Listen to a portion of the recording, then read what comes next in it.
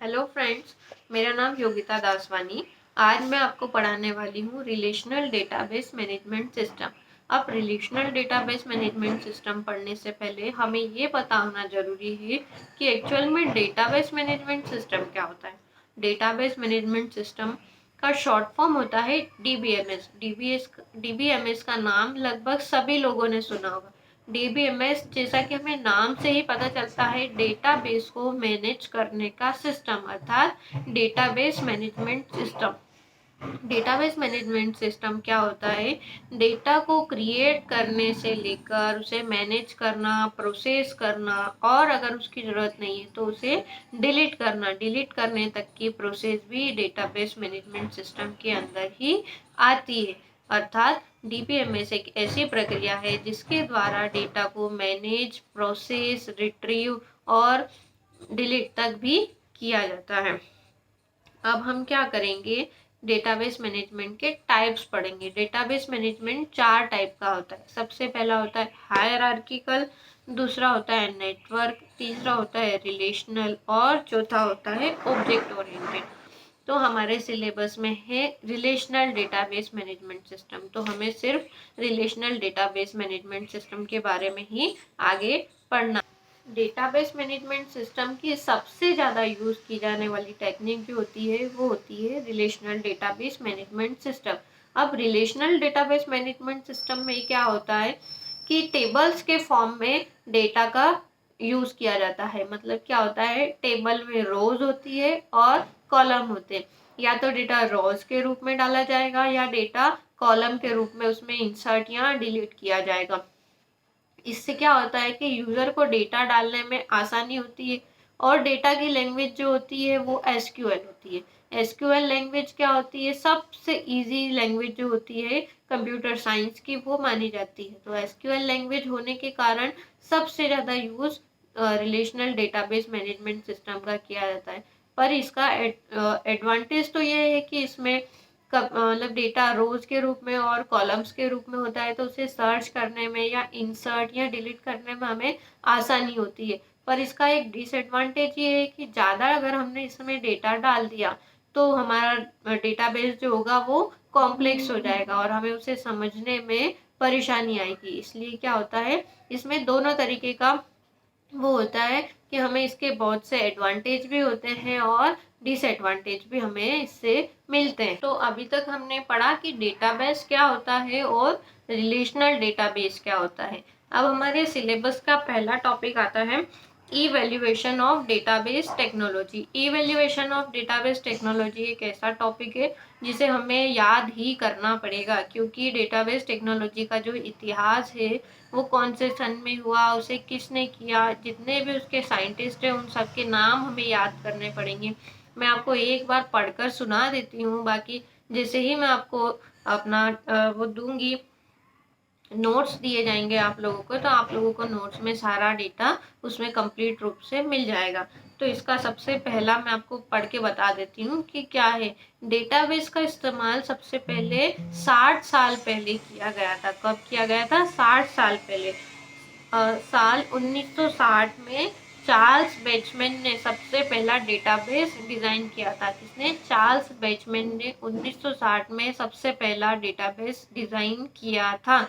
दूसरा पॉइंट है 1970 में कोड ने आईबीएम यूनिवर्सिटी में इंफॉर्मेशन मैनेजमेंट सिस्टम का प्रस्ताव रखा। मतलब क्या करा? 1970 में कोड ने आईबीएम मतलब इंफॉर्मेशन मैनेजमेंट सिस्टम को प्रस्तावित किया। उसके बाद में क्या हुआ? 1976 में 1976 में पीटर चेन ने ईआर मॉडल का प्रस्ताव रखा। मतलब ईआर मॉडल उन्होंने डेवलप किया। उसके बाद में हुआ 1980 में क्या हुआ कि रिलेशनल जो अपने मॉडल्स थे, ईआर मॉडल्स, उनका सबसे ज़्यादा यूज किया जाने लगा डेटाबेस टेक्नोलॉजी के अंदर और वो डेटाबेस के मेन कंपोनेंट्स बन गई। क्या हुआ? 1980 में रिलेशनल मॉडल का सबसे ज़्यादा यूज किया जाने लगा और वो डेटाबेस के मेन कंपोनेंट्स बन गए। उसके बाद अगला टॉपिक आता है 1985 में object oriented database model develop किया गया। 1985 में ऑब्जेक्ट ओरिएंटेड डेटाबेस डेवलप किया गया। उसके बाद नेक्स्ट हुआ वर्ष 1991 में, मतलब 1991 में माइक्रोसॉफ्ट ने एम एस एक्सेस को लॉन्च किया। क्या किया? 1991 में माइक्रोसॉफ्ट ने एम एस एक्सेस को लॉन्च किया। यह माइक्रोसॉफ्ट का पर्सनल डेटाबेस था। यह माइक्रोसॉफ्ट का पर्सनल डेटाबेस था। अगला आता है 1995 में इंटरनेट से कार्य कर सकने वाला पहला डेटाबेस निर्माण किया गया। कब किया गया? 1995 में इंटरनेट के द्वारा काम करने वाला पहला डेटाबेस तैयार किया गया। उसके बाद क्या हुआ? 1997 से डेटाबेस की प्रोसेसिंग को XML में अप्लाई किया गया। उसके बाद 1997 से डेटाबेस को XML टेक्नोलॉजी में अप्लाई किया गया। XML क्या होती है? XML एक प्रोग्रामिंग की लैंग्वेज है जिसके द्वारा विभिन्न प्रकार के पेजेस को या कोई सी भी वेबसाइट्स को क्रिएट किया जाता है। अब हमारा नेक्स्ट टॉपिक आएगा file oriented system. File oriented system, जैसा कि हम सभी लोग जानते हैं कि कंप्यूटर जो होता है वो अपने पूरे डेटा को फाइल्स के रूप में स्टोर करता है। फाइल्स के रूप में स्टोर करना अर्थात उसका कोई भी एप्लीकेशन होगा या कोई भी ऐप होगा उसकी भी फाइल होगी, और क्लाइंट जो है उसका जो भी डेटा होगा एक उसकी अलग फाइल होगी। तो कंप्यूटर क्या करता है? डेटा की अलग अलग फाइल्स बनाता है और उन्हें फाइल्स के रूप में स्टोर करके रखता है। और क्लाइंट क्या करता है कि अपने डेटा को कंप्यूटर में फाइल के रूप में स्टोर करता है, या अगर क्लाइंट चाहे तो अपने डेटा को अपनी पर्सनल मेमोरी में भी स्टोर कर सकता है। पर पर्सनल मेमोरी में भी अगर वो स्टोर करेगा तो भी वो अपने डेटा को फाइल्स के रूप में ही स्टोर कर पाता है।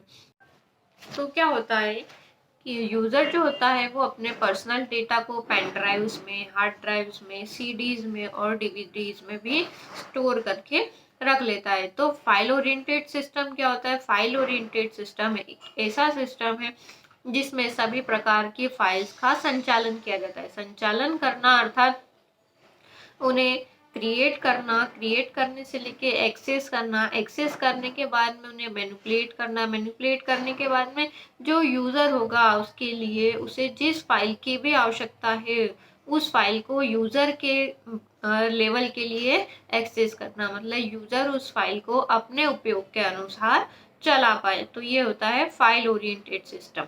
फाइल ओरिएंटेड सिस्टम सभी प्रकार के इलेक्ट्रॉनिक डिवाइसेस में, कंप्यूटर्स में, मोबाइल्स में, सभी में किया जाता है। अगर हम मोबाइल भी चलाते हैं तो मोबाइल में अपने डेटा को फाइल्स के रूप में स्टोर करके रखते हैं। कंप्यूटर चलाते हैं तो कंप्यूटर में अपने डेटा को फाइल्स के रूप में स्टोर करते हैं। लैपटॉप में भी हम अपने डेटा को फाइल्स के रूप में स्टोर करते हैं। तो इस प्रकार से क्या होता है कि फाइल ओरिएंटेड सिस्टम जो होता है वो मोस्ट इम्पॉर्टेंट होता है किसी भी प्रकार के डेटा को एक्सेस करने के लिए, उसे चलाने के लिए। फाइल ओरिएंटेड सिस्टम के बिना हमें पता नहीं चल पाता है कि हमें कौन सा डेटा चाहिए। अगर फाइल का नाम होता है तो हमें पता रहता है कि ये हमारी फाइल है, हमें इसे यूज़ करना है, तो हम जल्दी से जाकर उस फाइल पर क्लिक करेंगे और अपने डेटा को एक्सेस कर लेंगे। अगर फाइल ओरिएंटेड सिस्टम नहीं होगा तो हमें कैसे पता चलेगा कि कौन सी हमारी फाइल है, हमें किसे यूज़ करना है, कहाँ पर यूज़ करना है। ऐसे तो सारा डेटा मिक्स हो जाएगा और हम उसे यूज़ नहीं कर पाएंगे। इसलिए फाइल ओरिएंटेड सिस्टम का होना बहुत ज़्यादा ज़रूरी होता है। अब हम पढ़ते हैं फाइल ओरिएंटेड सिस्टम की लेयर्स को। तो फाइल ओरिएंटेड सिस्टम कितनी लेयर्स में होता है? 3 लेयर्स में। 3 लेयर्स में मतलब क्या होता है? पहला होता है लॉजिकल फाइल सिस्टम लेयर। तो लॉजिकल फाइल सिस्टम लेयर क्या होता है? इसमें क्या होता है, ये कंप्यूटर के रूप में जो होता है, जो कंप्यूटर का डेटा है सिर्फ उसी का डेटा, अपन उस डेटा को सिर्फ रीड कर सकते हैं और उसके बाद में पढ़ने के बाद में हम उसे वापस बंद कर सकते हैं। उसमें हम किसी भी प्रकार का चेंजेस नहीं कर सकते, मतलब कि वो सिर्फ और सिर्फ कंप्यूटर के लिए बनाया गया है और वो लॉजिकल लैंग्वेज में डेवलप किया जाता है जो कि यूज़र के काम की नहीं होती है। यूज़र उसे सिर्फ रीड कर सकता है और वापस क्लोज कर देता है। तो ये क्या होता है? Logical file oriented system.